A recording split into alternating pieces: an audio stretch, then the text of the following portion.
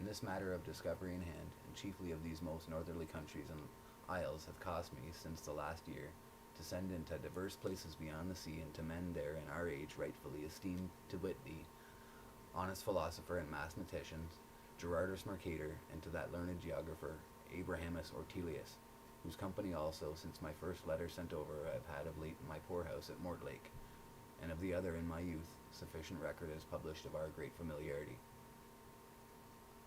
And the chief pith of this chapter will testify the honest and philosophical regards that he had of my earnest request to him, inasmuch as speedily he returned the very principal authority whereupon he fashioned unto us that strange plat of the septentrional islands, that thereby our men, adventurers and discoverers, might understand what account is to be made, credit is to be given to the same description. This then other matter I received from him lately. Folio 265B, April 20, 1577. To the most famous Dr. John D., his master and much esteemed patron, at Mortlake on the Thames, near London, with 3 enclosures. The 3 enclosures are some map resources. This is one of them. It's too dark to really see well, but I will include some other ones in this video later on that are much more clear. Folio 266, lines missing. Fearing it would not reach you quickly enough if transmission were delayed, I have written down everything you have about the northern regions, and to these, etc. So Jacobus Schnoinen of Herzogenbusch traveled the world like Mandeville, but described what he saw with better judgment. He wrote in the Belgic language. The ideas about the northern regions, which some time ago I extracted from him, follow word for word, save for where, the sake of brevity or speed, I have translated into Latin, and if not always his words, I have retained the meaning. Note that it is by experience found that near the North Pole in the very dead of winter time is a continual glimmering twilight.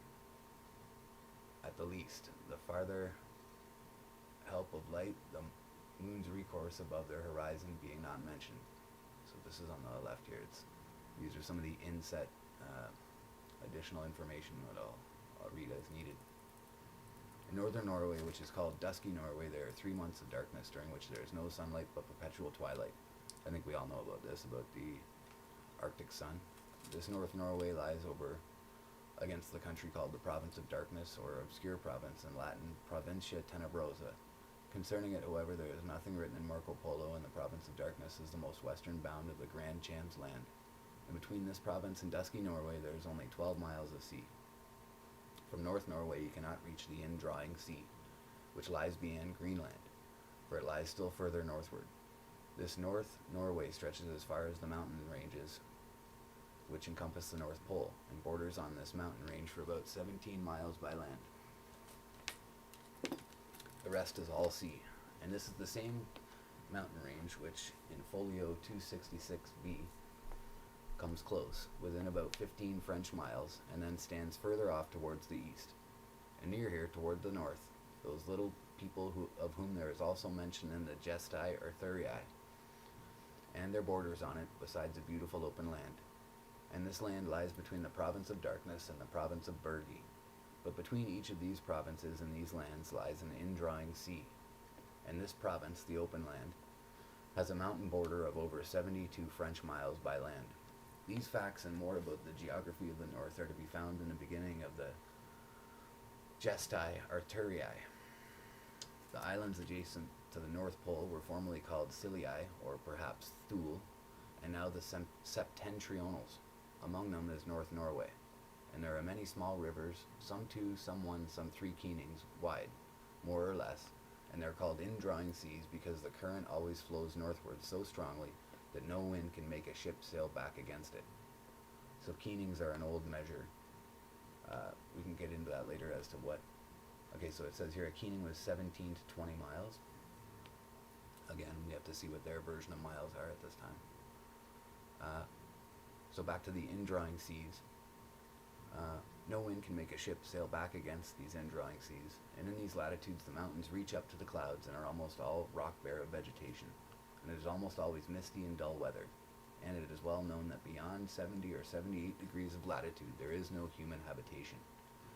Moreover, this 78th parallel goes in a circle round the Arctic Pole in the form of a high mountain range. So already so far what we have is mass at the northern pole that's not like what we've had described. It has an indrawing sea uh, and a huge mountain range which wraps around the entire 78th parallel in a circle around the Arctic Pole. So continuing on now,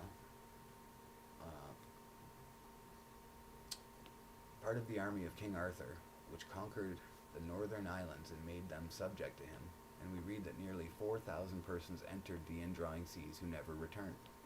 But in AD 1364, 8 of these people came to the king's court in Norway. Among them were 2 priests, one of whom had an astrolabe, who was descended in the 5th generation from a Bruxellensis. One, I say, the 8 were sprung from, those who had penetrated the northern regions in the first ships. That great army of Arthur's had lain all the winter of 530 AD in the northern islands of Scotland, and on May 3 a part of it crossed over into Iceland.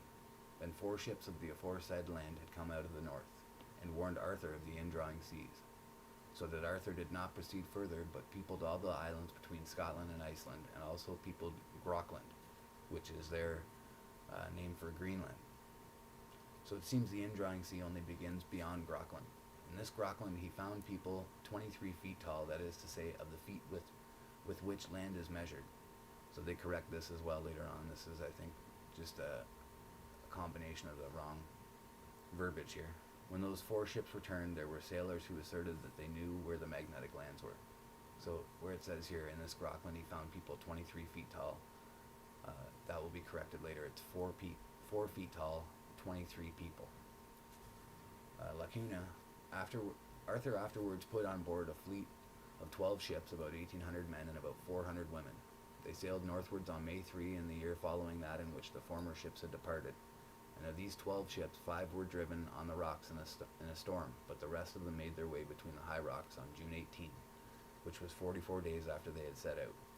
More precisely, some of them made their way. The priest who had the astrolabe related to the King of Norway that in AD 1360 there had come to these northern islands an English Minorite from Oxford, who was a good astronomer, etc. Leaving the rest of the party who had come to the islands, he journeyed further through the whole of the north, etc., and put into writing all the wonders of those islands, and gave the King of England this book, which he called in Latin Inventio Fortunatae, which book began at the last climate, that is to say latitude 54 degrees, continuing to the pole. This monk said that the mountain range goes round the north like a wall, save that in 19 places the indrawing channels flow through it, whereof the widest is not above 12 French miles across, the narrowest 3/4 miles, and through the narrowest no ship would be able to go. So what we have here is the monk said that the mountain range that wraps around the North Pole goes around it like a wall, but in 19 places indrawing rivers or channels flow through it. The widest of these is not more than 12 French miles across. No ship would be able to go back against this current because of the rush of the water. The mountain range is surrounded by sea except in northern Norway, where the Norwegian mountain range reaches it for a width of about 17 miles, and right under the North Star, opposite Norway, there lies a fair level land which is uninhabited, where many beautiful, and we lose it here, Lacuna. In the east there stretches out an arm of land which is nearly all wooded, and narrows continually. The farther north, the more so that it is not more than 1 mile wide where it meets the mountain range. Otherwise no land touches the circumference of mountains anywhere, but in many places the sea is so narrow that one can see the far side. Pardon me. And the mountain range covers a breadth of 8 miles, and in the whole circle, said the Minorite, there is no habitation except on the east side, where in that narrow land already mentioned there were 23 people not above 4 feet tall, whereof 16 were women. This monk said that in 2 other places further inland he found a great piece of ship's planking and other balks which had been used in big ships, besides many trunks of trees which at some earlier date had been hewn down, so that he could say with certainty that there had formerly been habitation but the people had now gone, and that the country where they, the pygmies, I believe he means, lived was more than 6 degrees broad, that is to say 20 days' journey, and no one could cover the distance on foot, and it was 10 degrees long, that is 33 days' journey. Also there lay there, said he, an indrawing sea of 5 channels, gathered together, which came through the mountain range out of the 19 channels mentioned. And in this indrawing sea is 12 French miles wide, and measures across about 4 days' journey.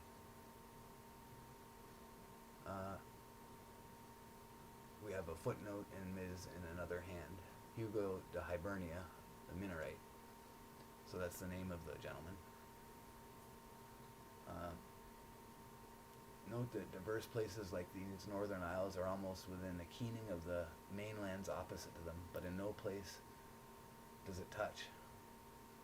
This inhabited place of 10 degrees long and 6.6 degrees broad may have another more artificial exposition than so by days' journals to understand the degrees of longitude. That place about 0.8 degrees of latitude, and so to the reckon 0.3 days journey, and 3/4 upon 1. A day's journey is evidently reckoned as 18 French miles in terms of average land travel. So I'll continue on with their description of the northern pole here, the indrawing seas, the whirlpool, and the magnetic Mount Meru. And at the west of the aforesaid country is another indrawing sea, into which 3 more channels go out of the aforesaid 19. And that channel which they, the ships, I believe are meant, had entered, also flowed therein. And all these channels which turn tortuously when they come out of the mountains, drive ships immediately ashore. But whatever channels flowed straight into the innermost seas, into which the 19 channels gather, and these ships must of necessity be carried current-wise, i.e. inwards, and become lost. Also, said this Minorite, these innermost seas number 4, and the one which lies on the west side was quite 34 French miles abroad. And on the other side of this sea was the best and healthiest land in all the north. Also he said that the sea which lay on the east side could never be frozen, because so many channels united there, and it was narrow besides, so that the current was very strong. But that the one which ran to the west, on the west side, used to freeze almost every year, and remained frozen sometimes for 3 months. And in that land he had seen no signs of habitation. But in a country which lay to the north, opposite it, he had recognized planks of ships and sea trunks. All of these 4 countries are high open lands, i.e. plateaus, except some mountains 4 fathom high. There are many trees of Brazil wood.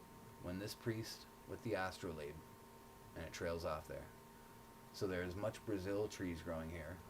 I'll continue on. In the midst of the 4 countries is a whirlpool, into which there empty these 4 indrawing seas which divide the north.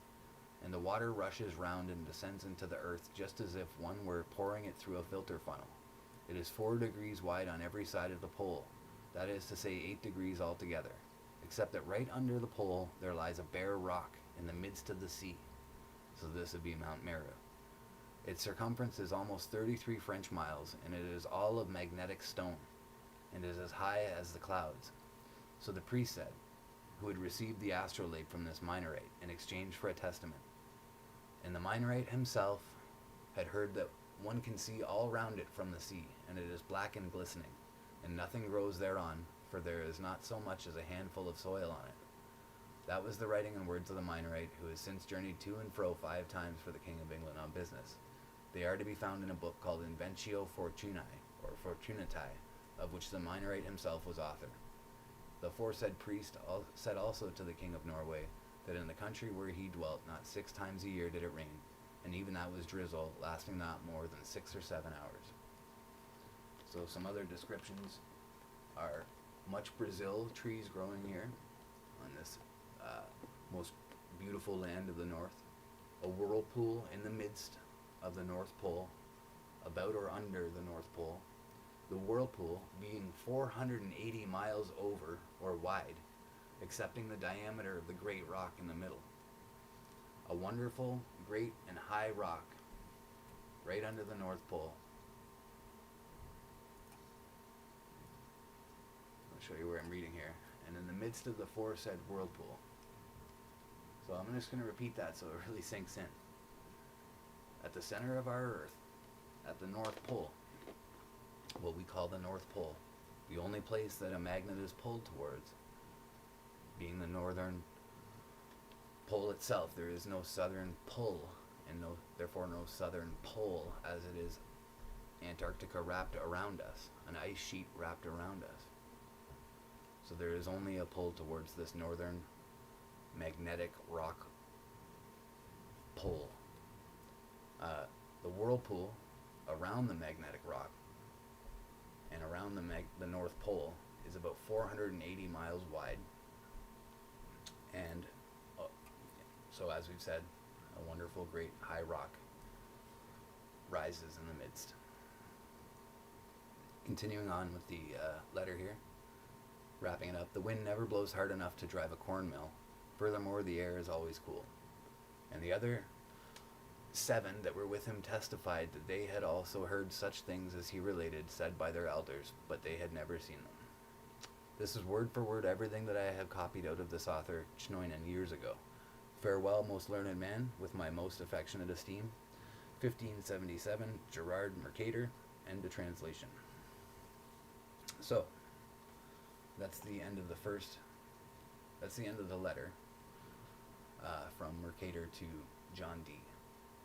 So there is further documentation of this letter and of the information contained therein. I'll continue on with this now to show you, to lend credence to the Flat Earth model and to lend credence further to this story as well, to show that it's not just from one letter or from one source. So Dee's first inquiry on the subject of the North had been directed to Ortelius by a letter written in January 1577, which is printed as number 67 in Hessel's Ortelius Epistulae, 1887. In this letter, the writer recalls that his friend had indicated the general expectation of Arctic discoveries from the British people, a matter which he himself had pressed long ago, 1553 to 1556. He was now urging, indeed insisting, that further attempts should be made, and he goes on to mention his researches into what the ancients had said and done in respect to this voyage, as well as his recent preparation of a new nautical manual for the sailors. But his particular inquiry at the moment was for the authority that Ortelius had used for inserting the names of Cape Paramantia, Los Jardinos, and some others on the north coast of North America, names which appeared on no other map. He begged for an immediate answer, for our people are already maturing their plans for the northern seaboard. Last year they merely paid their respects to the Greenland Strait, but they concluded with good reason that the whole shore could be circumnavigated and they could reach the Eastern Ocean that way. There is no record of how Ortelius answered Dee's letter, but he came to England in the spring when he saw William Camden and Richard Hakluyt in London, and came down to Dee at Mortlake on March 12th. 5 or 6 weeks later, Frobisher sailed on his second voyage. In fact, Frobisher was secretly commissioned to look for gold ore and not to search for the Northwest Passage. Meanwhile, Dee had been questioning Mercator as to the provenance of the circular inset of the polar regions, which appeared on his Great Wall map of 1569, together with some accompanying legends. The reply he received was dated April 20th, 1577, which is transcribed above. Disappointingly, it provides no fresh clue to the identities of Jacob Chnoinen or the author of Inventio Fortunatae, yet it raises the question, must not the latter have visited Greenland or even Markland, Labrador, in view of the knowledge he displays? And again, what was the version of the Gestae Arthuriae which all parties referred to familiarly, and which contained such strange new detail of that king's enterprises? So is this what has been covered up and hidden from us? Is this why there's a dew line at the North Pole, the Defense Early Warning Line? Is this why not only is there an Antarctic Treaty, but the Arctic Treaty and the recent talk about who is going to control the Arctic? I think in light of our new discoveries or our newfound knowledge of the way that our flat Earth plane functions, that it's definitely not out of the question that if this is at the center of our planet, that this would be something that they might want to hide. Particularly, what would people think if there was a 480 mile wide or 500 mile wide gigantic sucking sound, or gigantic whirlpool sucking all of the world's oceans into a whirlpool at the center of our Earth. I mean, it would be just as scary as people thinking that they would go off the edge of the Earth. And at first glance, it might seem a ridiculous idea, but when you combine it with the other functions of the way that our flat Earth plane functions, the other phenomena that are found there, like the sun spinning around the magnetic pole, it kind of adds more credence to it and kind of makes it make more sense. So this is the map that Mercator made showing this area. So you can see here the Borghi Regio, which is, I believe, Canada, or the northern portions of North America and Canada. This part, you can see the mountain range here that wraps around. I'm sure you've all seen maps like this and ones in color since you've come to the flat Earth. So we have right here the Ocythicus. I don't know if you can see the blue box there. Borgio Regio, kind of North American area. And I guess you can make out the rest of it. You can see the 4 channels that are flowing in here. And Mount Meru, of course, or what can be called Mount Meru, the magnetic lodestone in the center. The gigantic mountain of magnets in the center. Also here you have a little further detail on it and some interesting insertions, such as one word that I find interesting. We still call them the Aurora Borealis, also the Hyperborean or Hyperboreal, and you can see it here, the Hyperborea Europe, Insular Desert, and Anon Phase. I'm not sure what that says actually. Over here, on this portion, you can see that what they've done is this is the full 360, and it's just been opened up, splayed out to add this other information. So what you have here under this blue area is Arcticus Scythia Intra Montum, and you can see on the bottom there Hyperboreae and Moscovia. So there's Russia, Eastern and Western Europe, and all encompassed in this area here. Russia, Moscovia right here. See if you can see this right here. Moscovia is right in that box there. Okay. Here would be England and Western Europe. And then over here we have Canada and the eastern coast of North America.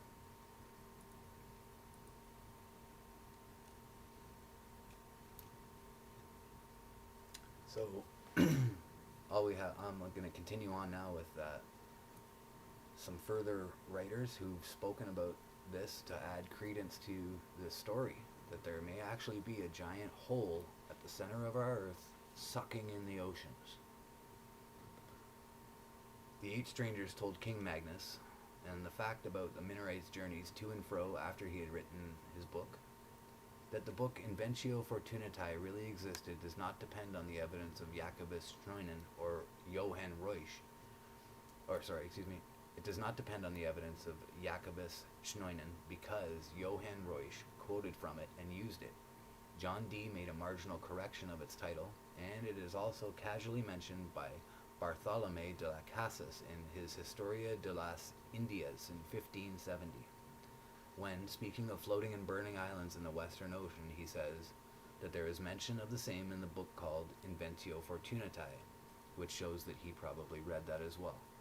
A comparison of Mercator's Arctic map with that of Reusch in the Rome Ptolemy 1508, and with the same region on Beheim's globe of 1492, together with a study of all the map legends side by side with Mercator's letter, makes it possible to reconstruct at the least the basic topographical information contained therein of the friar's book. Briefly, according to the writer of Inventio Fortunatae, the world's continent was bordered at some distance polewards by an indrawing or insucking sea, which by means of 19 channels broke through a lofty circumpolar mountain range in latitude 78 and 79 degrees. These channels occurred in groups of 3, 4, 5, and 7, respectively, and the four groups gathered or flowed into four indrawing seas, which all poured into a single central sea about the pole. Excuse me.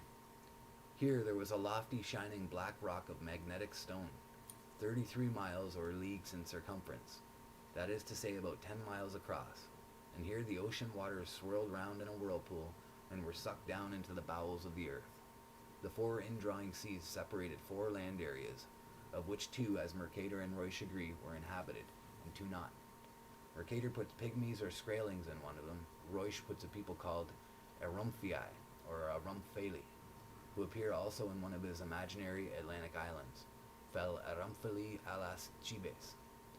Beheim, although he shows 19 or perhaps only 18 channels leading from the main ocean, and gives some vague indication of the high mountains, does not completely separate two of the four land masses, while the pole is masked by the metal axis of his globe. The general resemblance of his outlines is apparent. So the legends on Royce's map run as follows. We read in the book De Inventiae Fortunatae that beneath the Arctic pole there is a high rock of magnetic stone 33 German miles in circumference. The indrawing seas around this rock flowing in as if in a vessel that lets water down a hole, i.e. a funnel. There are four surrounding islands, of which two are inhabited, but they are bordered by huge mountains 24 days' journey across, which forbid human habitation. Here the indrawing sea begins. Here the ship's compass does not hold, nor can ships containing iron turn back. In note 1, the high rock is said to measure 33 German miles, units which are 4 times the French miles of the Mercator letter, while the latter on his map writes 33 leagues. This is typical of the current confusion as to measures of length at the time. Mercator, besides, merely calls the rock lofty and black without reference to its magnetic quality, for he had his own theory about the location of the magnetic pole. Royce's reference to the upsetting of the magnetic compass may have arisen from his own actual experience of its great variation in the Labrador region, and he also appears to have put his own interpretation on this, and onto the fact that the ships could not turn back once in the indrawing seas. So we'll continue here. Touching the description of the north parts, I have taken the same out of the voyage of James Schnoinen of Hartseven, Busk, which alleged certain conquests of Arthur, king of Britsin, and the most part, the chiefest things among the rest, he learned of a certain priest in the king of Norway's court in the year 1364. This priest was descended in the 5th generation from them which King Arthur had sent to inhabit these islands, and he reported in the year 1360 a certain English friar, a Franciscan, and a mathematician of Oxford came into these islands, who, leaving them and passing further by his magical art, described all those places that he saw, and took the height of them with his astrolabe, according to the form that I have set down in my map, and as I have taken it out of the aforesaid Jacob Schnoinen. He said that those four indrafts were drawn into an inward gulf or whirly pool, with so great a force that the ships which once entered therein could by no means be driven back again, and that there is never in these parts so much wind blowing as might be sufficient to drive a corn mill. Giraldus Cambronales hath certain words altogether alike with these. Hakluyt follows his translation with a further testimony taken from a summary which Dee had drawn up from Mercator's letter for the information of the Queen. Anno 1360, that is to wit, in the 34 years of the reign of the triumphant King Edward III, a friar of Oxford, being a good astronomer, went in company with others to the most northern islands of the world, and there leaving his company together, he travelled alone and purposely described all the northern islands, with the indrawing seas and the record thereof. At his return he delivered to the King of England, the name of which book is Inventio Fortunatae, Alter Fortunae, qui liber incipe agradu 54 usque ad polum. Sorry, I don't speak Latin, I'm just doing my best with it, bear with me. Which friar for sundry purposes after that did 5 times pass from England thither and home again. Mercator has 4 further inscriptions placed on the map itself, which are of assistance in distinguishing the great polar islands described in the letter. They read as follows. This channel has 5 mouths, entries, and because of its narrow, swift current, it never freezes. Here live pygmies at most 4 feet tall, who are like those in Greenland called Skraelings. This channel is entered by 3 mouths and remains frozen for 3 months every year. It's 37 leagues long. This island is the best and healthiest of the whole north. The ocean rushes in between these islands by 19 mouths and makes 4 channels by which it is incessantly carried northwards, and there it disappears into the bowels of the earth. Okay, so it carries on here, and because of whoever has created the rest of this document, they go into further reasons why they do or don't believe it. If you want to get further into that, I will provide a link to this full document. I'm sure quite a few flat earthers have already seen and read this. So, here it goes on further about the locations of Friesland, how Friesland was near Iceland and Greenland, further about the visit there of Jacob Schneunen, and it goes on about him being the founder of Christianity in that area. So, and then it continues on trying to give further information which proves or disproves the authenticity of this letter. I'll leave the authenticity of this letter to you to be the judge of that. And what I'll do now is just show you a few more versions of that map, or versions of information that's shown in that map. So we'll start right here. And what we have here is Orbis Terrae Compendiosa Descriptio, which is another Mercator map. Or at least a lot of the information in it is from Mercator, I should say. It didn't turn out as well as I thought it would, but you can see the 2 islands here, and on the other side the other 2 islands, which is a link up. When you look at the accuracy of this map as a whole, you know, in the known parts, you can see that they were not being silly making this map. And so when he put those parts on there, he was not being silly. It is what he believed was there, or knew was there. This is a better version of it. This is just a polar, I wouldn't call it a projection, just a polar map aiming straight down. And you see the Great Northern Sea in Greenland, and Baffin's Bay. The pink side on the right side here is North America and the northern part of Canada, and the left side would be Russia and Europe and Asia. We'll carry on. A more recent version, you can see that all the datum is very accurate right up till you get up to the north, and then it's just simply cut off, as though we're not allowed to know what is there. This is a picture showing Erythia being raptured or taken by the Boreans. So you can see literature, which I don't necessarily or don't at all subscribe to, about the hermeneutic interpretation of mankind.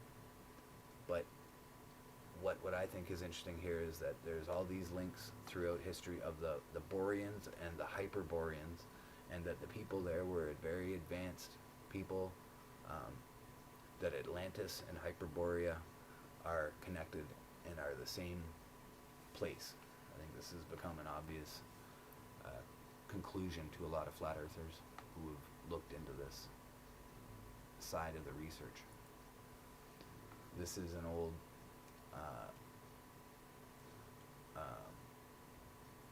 Indian, or from India, or from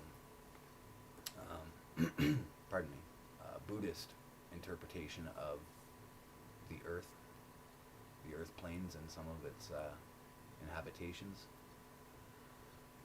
It's a Burmese map of the world showing traces of medieval European map making. Pardon me, it's Burma, so China. This is just another photograph.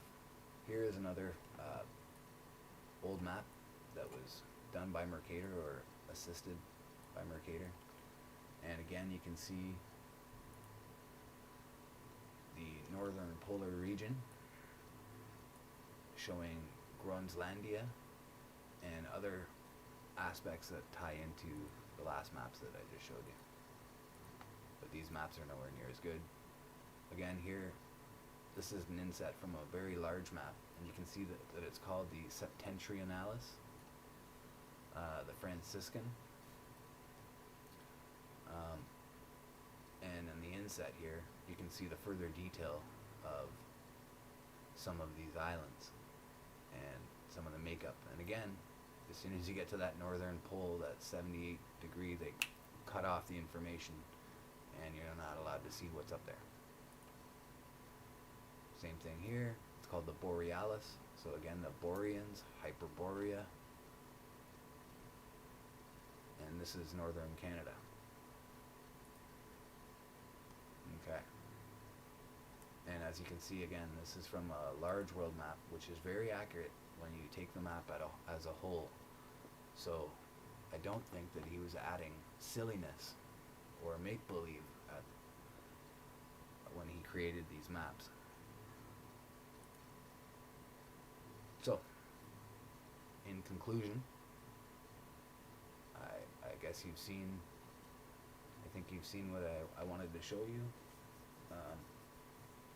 I'll add a link at the bottom of this video. And we'll continue on with our learning about the flat earth and the reality of the environment that we live in. I know that this is difficult information. I'm just going to go on a little further about how difficult this information is for people to take in.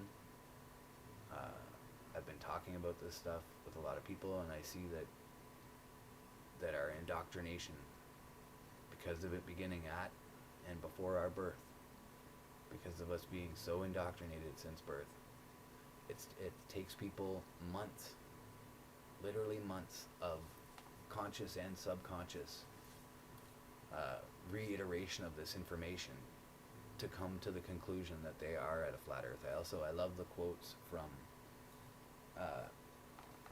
the Zetetic Astronomy of Samuel Rowbottom, where he talks about that if people don't know that the earth is flat, it's merely from a lack of knowing about all of the information. Of course, everyone who knows and is a flat earther knows that it's very simple and very easy once they know. You know, water being level is a showstopper. The sun, the earth going around the sun, and the fact that if you trace it out on a piece of paper or trace it out in any way, you'd see that if it were a heliocentric model, the night and day would flip every 6 months. So we flat earthers know that it's flat, and we know how easy it is to know that it's flat. But we have to remember how hard it was for us to come over originally, and how much your mind needed to unbrainwash itself. So that's all I have for now. I'll be carrying on and having further videos about this stuff, I hope, if you guys like it. If not, too bad. I'll thank you for your comments below, and good day.